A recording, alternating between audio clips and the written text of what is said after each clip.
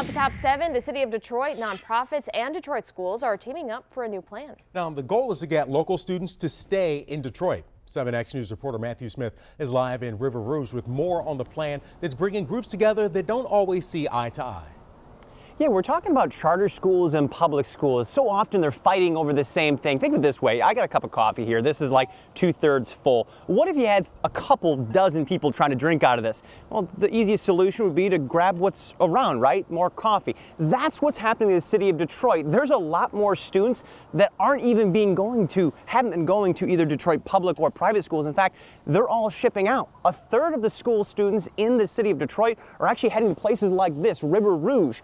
Right now, we're looking at about 32,000 Detroit students just this morning that will pack up their bags and head to schools in nearby communities that are actually busing those students in, sending their school buses right alongside the school or the city of Detroit. And take a look at this map that we have here to show you. That's the map that the mayor pointed out while calling out a new strategy. He said this is a great bus system, a great route for the city of Detroit, but this is actually the River Rouge bus route going throughout the entire city of Detroit. A small out-of-city district, just 3 square miles, has a more comprehensive bus strategy right now in the city of Detroit than they do. But they hope they have a solution, city of Detroit that is. Coming up this fall, city, schools, and public and private all combining together with money from the Skillman Foundation to create a bus loop that'll have 6 to 12 schools on it. Then parents in that test area in Northwest Detroit can choose which school they want to send their kids to. The idea? Keep those students in the communities where they live.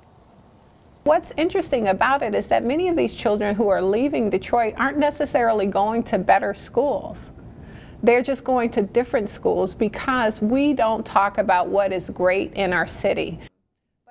Now that's Tanya Allen, the president of the Skillman Foundation. They're chipping in $1 million over the next 5 years to make this new bus plan work. She says this isn't a fix, but it's part of a bigger plan. Their hope that it eventually could expand out the entire city of Detroit. Listen, this isn't the only thing that they're doing. They know they have to do more. They're also trying to work on a program where they'll have report cards for each individual school each and every year so parents can look at it and say, what is this public school? What is this private school? What do they all look like? So they can choose where they want to send their kid, not necessarily send them to places like this outside of the community, but keep them inside the city. In the meantime, they're hoping to get those other 32,000 school kids back into the public system in Detroit. We're live in River Rouge this morning. Matthew Smith, 7 Action News. And that's great. It'll also be shorter commutes for those kids, too. Thanks, Matt.